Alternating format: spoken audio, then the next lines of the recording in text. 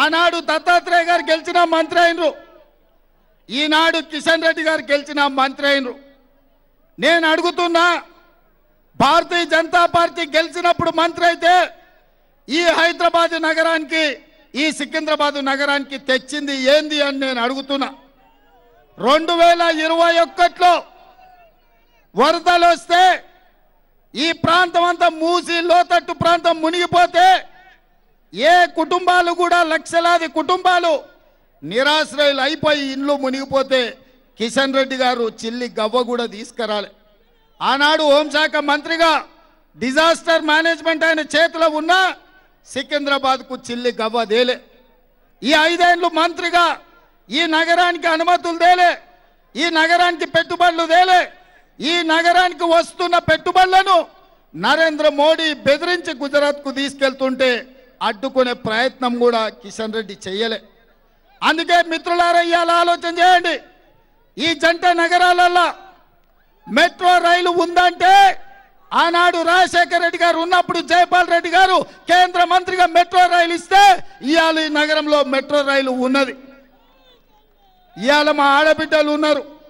ఒకప్పుడు ఈ నగరంలో తాగడానికి నీళ్లు లేకపోతే పెద్దలు పి జనార్దన్ రెడ్డి గారు, దానం నాగేందర్ గారు, అంజన్ కుమార్ యాదవ్ గారు సెక్రటేరియట్ ముందల ఎప్పుడు కాలికుండల ప్రదర్శన చేసి కొట్లాడి కృష్ణానది జలాలను హైదరాబాద్కి తేవడమే కాదు, గోదావరి జలాలను కూడా హైదరాబాద్ నగరానికి నీళ్లు తీసుకొచ్చి ఈ దాహార్తిని తీర్చింది కాంగ్రెస్ పార్టీ. ఇదే కాదు, ఔటర్ రింగ్ రోడ్ కావచ్చు, అంతర్జాతీయ ఎయిర్పోర్ట్ కావచ్చు, ఐటీ కంపెనీలు కావచ్చు, ఫార్మా కంపెనీలు కావచ్చు, ఓల్డ్ సిటీలో కర్ఫ్యూను తరిమి ప్రశాంతత తీసుకొచ్చి హిందూ ముస్లింలు బాయ్ బాయ్ అని చెప్పి పీర్ల పండుగల మనం, గణేష్ పండుగల వాళ్ళు పాల్గొనేటట్టు మత సామరస్యాన్ని పెంచి పోషించింది, మత సామరస్యాన్ని కాపాడింది కాంగ్రెస్ పార్టీ. అందుకే మా మైనారిటీ సోదరుల ఆశీర్వాదంతో ఆనాడు ఆసిఫ్ నగర్లో గెలిచిన మా దానం నాగేందర్ ఇయాలటి వరకు గెలుస్తున్నాడంటే క్రిస్టియన్ మైనారిటీ, ముస్లిం మైనారిటీ, హిందువులు, సిక్కులు వాళ్ళ కుటుంబ సభ్యుడిగా దానం నాగేందర్ను చూసిండ్రు కాబట్టి ఆటుపోట్లను ఎదుర్కొని గెలిచి నిలబడ్డాడు దానం నాగేందర్. పేద ప్రజలకు బస్తీలలో అండగా నిలబడి ఇవాళ నేను మొత్తం చూసిన ఎవరన్నా బెంచ్ కార్లలో వచ్చిన వాళ్ళు ఉన్నారేమో అని. బెంచ్ కార్లు ఉన్న మా మార్వాడి సోదరులు గుజరాతీలు బయటకు వచ్చి ఆశీర్వదించిండ్రు. కానీ మా బస్తీలలో ఉండే పేదోళ్ళు ఎర్ర టెండను లెక్క చేయకుండా వేలాది మంది ఇవాళ ఈ పాదయాత్రల కిందల కాళ్ళు కాలుతున్నాయి, పైన ఎండకు మాడ కాలుతుంది.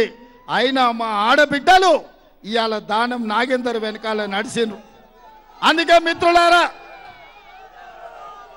మిత్రులారా ఇవాళ మీ ర్యాలీ చూసిన తర్వాత, మా వేదిక మీద ఉన్న నాయకుల అండ చూసిన తర్వాత 100% ఈ సికింద్రాబాద్ పార్లమెంట్ మీద, ఈ గడ్డ మీద కాంగ్రెస్ పార్టీ జెండా ఎగరబోతుంది.